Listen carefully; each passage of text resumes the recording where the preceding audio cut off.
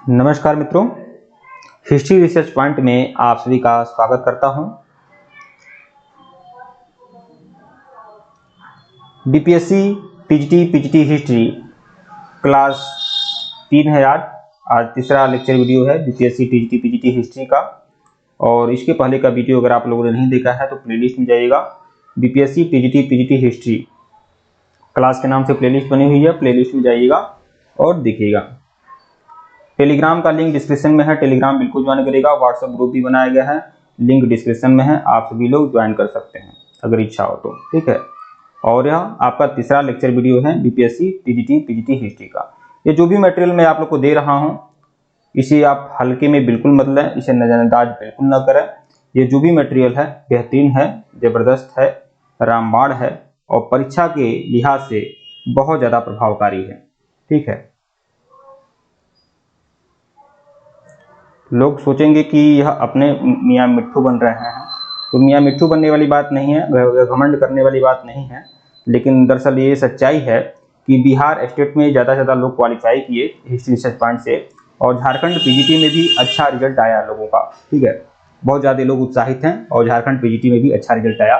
तो इसीलिए मैं कह रहा हूँ कि आप लोग इस चैनल से बिल्कुल जुड़ जाइएगा। मित्रों, यह तीसरा लेक्चर वीडियो है। ऊपर हमारा ऑफिशियल व्हाट्सएप नंबर दिया गया है, आप हमारे ऑफिशियल व्हाट्सएप नंबर पर मैसेज कर सकते हैं और संपर्क कर सकते हैं। ऊपर हमारा ऑफिशियल व्हाट्सएप नंबर है, ठीक है। जिनको भी कोर्स ज्वाइन करना है ज्वाइन कर सकते हैं। सिर्फ और सिर्फ 799 रुपये का यह कोर्स है और यह आपको पूरा का पूरा जानकारी आप लोग को मिल जाएगा।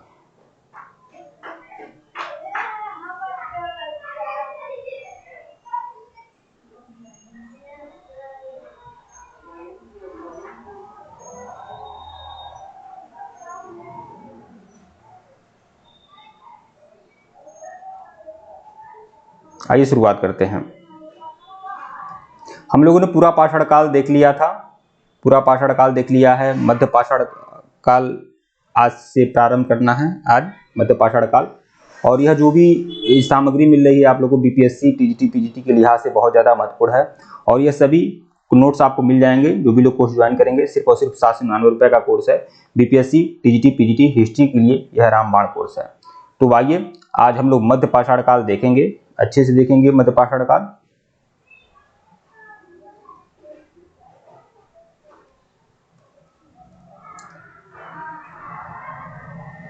मध्य पाषाण काल, देखिए मध्य पाषाण काल का जो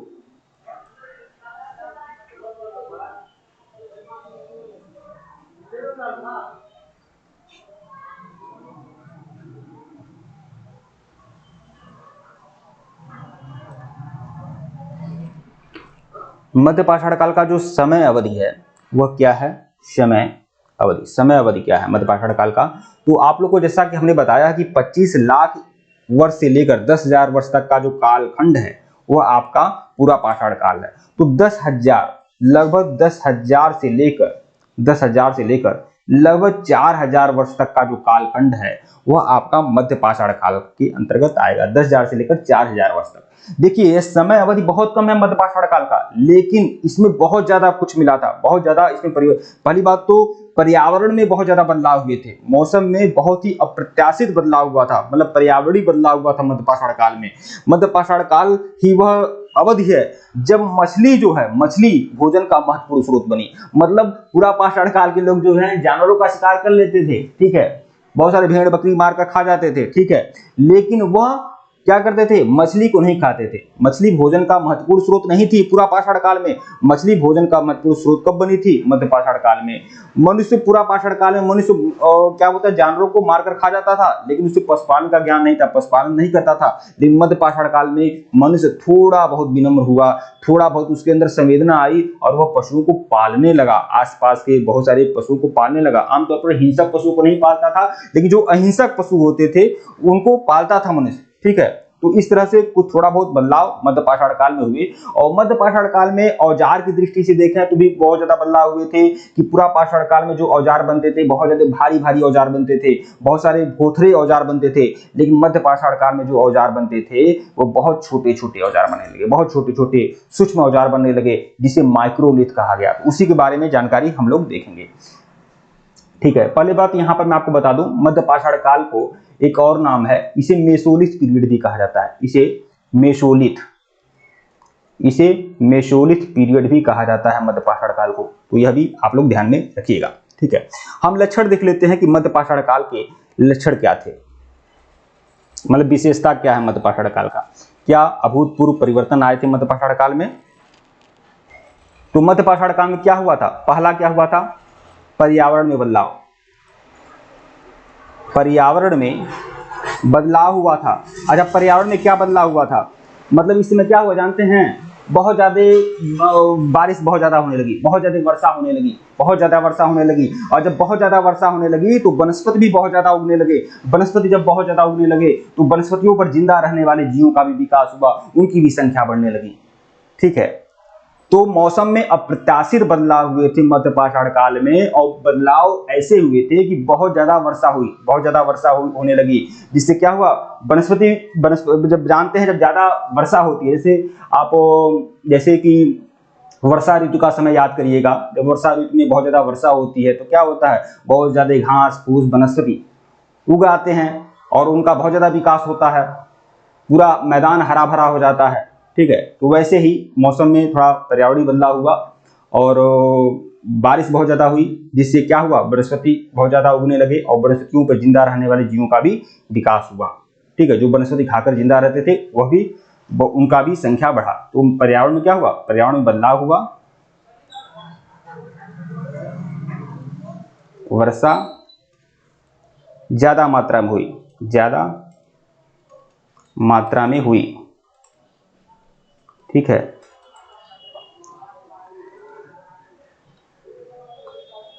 जिससे क्या हुआ?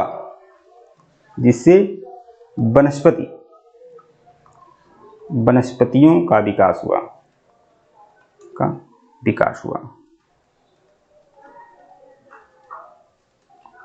और अहिंसक जानवरों का क्या हुआ? संख्या बढ़ने लगा।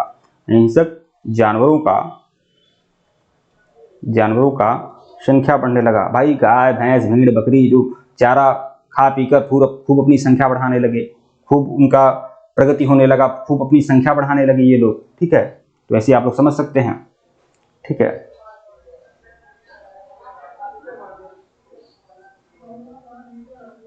अहिंसक जानवरों का विकास हुआ।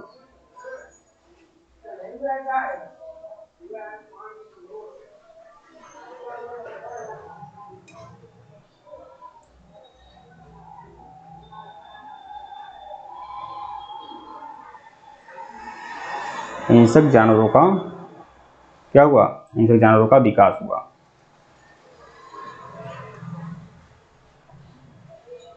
उनकी संख्या बढ़ने लगी। तो यह पहला लक्षण था मध्य पाषाण काल का। ठीक है, दूसरा लक्षण यह है कि मध्य पाषाण काल का कि पशुपालन का विकास हुआ था। पशुपालन नहीं, मछली भोजन का महत्वपूर्ण स्रोत बनी। मछली क्या बनी? भोजन का स्रोत बनी। मतलब पूरा पाषाण काल में मनुष्य मछली से परिचित नहीं था, मछली को भी खाया जा सकता था, इस ज्ञान से मनुष्य परिचित नहीं था। लेकिन मध्य पाषाण काल में क्या हुआ? मछली भोजन का स्रोत बन गई। ठीक है, मछली भोजन का स्रोत बनी। फिर आप तीसरी विशेषता और लक्षण के तहत लिख सकते हैं कि इस काल में क्या हुआ? पशुपालन का विकास हुआ। मतलब मनुष्य पहली बार ऐसा सोचा कि कुछ पशुओं को क्या है? पाला जा सकता है। और सबसे पहले पालतू बनाया गया जानवर, सबसे पहला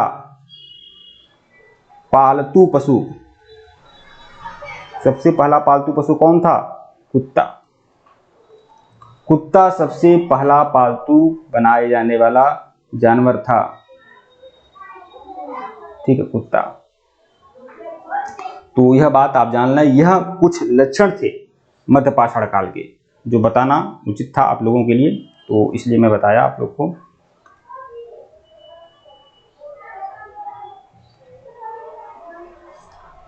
ठीक है।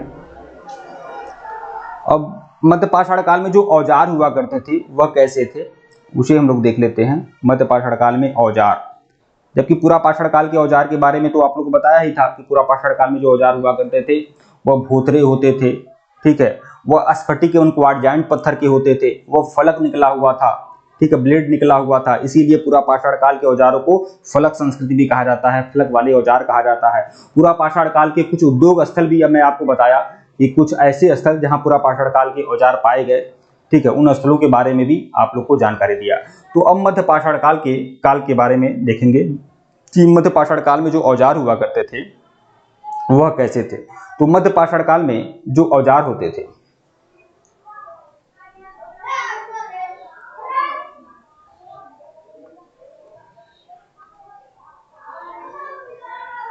मध्य पाषाण काल में जो औजार होते थे वह बहुत छोटे सूक्ष्म पाषाण उपकरण, मतलब बहुत छोटे छोटे औजार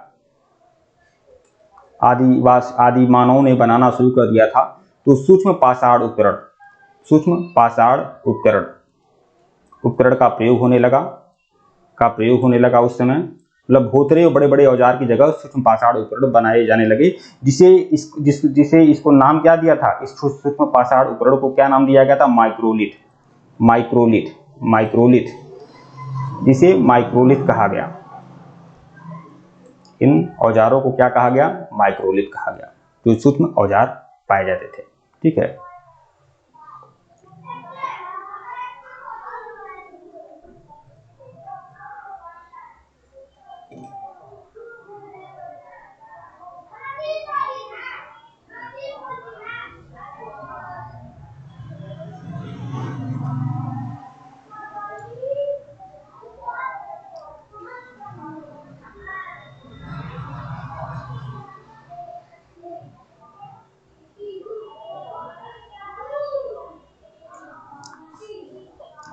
अब हम मध्य पाषाण काल के कुछ स्थलों के बारे में देखेंगे, कुछ पशुपालन स्थल, मध्य पाषाण काल के कुछ पशुपालन स्थल के बारे में देखेंगे।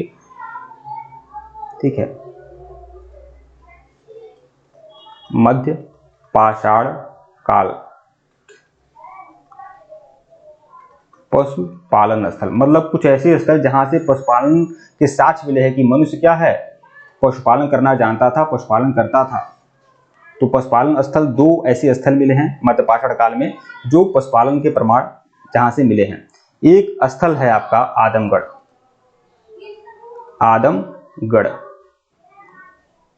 एक स्थल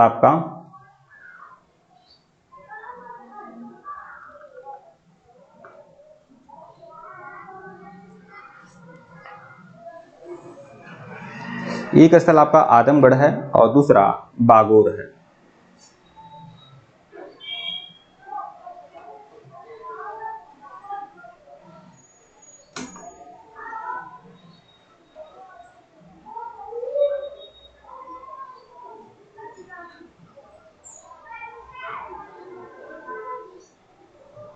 लाइन पे रहिएगा आप लोग।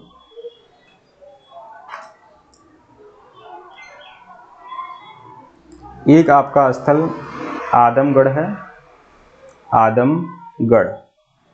यहां से पशुपालन के ज्ञान की जानकारी मिली है, और एक स्थल बागोर है। तो यह दो बड़े पशुपालन के स्थल थे, आदमगढ़ और बागोर। ये आदमगढ़ जो पशुपालन का स्थल है यह आपका मध्य प्रदेश में, एमपी में है, और बागोर जो पूरा पशुपालन का स्थल है ये आपका राजस्थान में है। ठीक है, पशुपालन की शुरुआत जो मानी जाती है, मतलब जिस मध्य पाषाणकालीन स्थल से पशुपालन की शुरुआत मिलती है वह आदमगढ़ है। मतलब पशुपालन की शुरुआत यहां से क्या हुआ था, पशुपालन की शुरुआत हुई थी।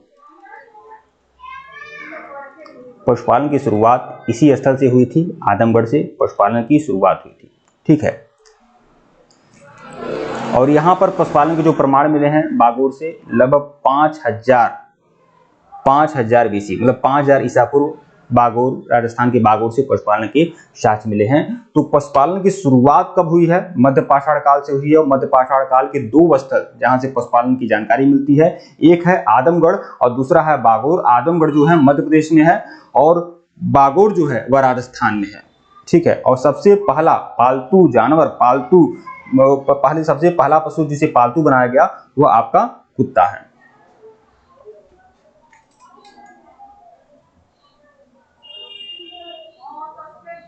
अब एक स्थल लिखैया शिलाश्रय, इसके बारे में मैं आप लोग को बता रहा हूं।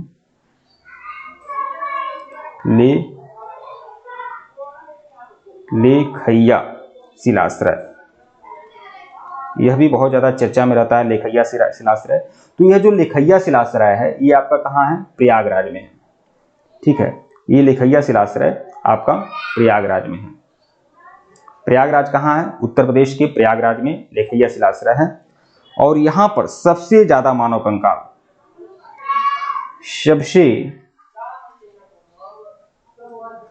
सबसे ज्यादा मानव कंकाल का साक्ष्य मिला है। मानव कंकाल का साक्ष्य, सबसे ज्यादा मानव कंकाल का साक्ष्य लेखैया शिलाश्रय से मिलता है। ठीक है, और ये कहाँ है? प्रयागराज में है। प्रयागराज में लेखैया शिलाश्रय। और यहाँ पर यहाँ पर मानव कंकाल मिला है, लगभग यहाँ पर 17 मानव कंकाल के साथ मिले हैं। 17 मानव कंकाल।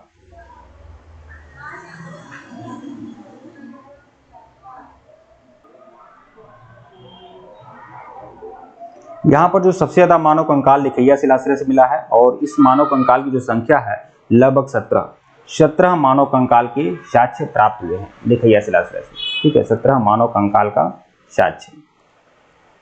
ठीक है, और ये लेखैया शिलाश्रय उत्तर प्रदेश के प्रयागराज में है। ठीक है, एक स्थल और आपका है चौपानी मांडो।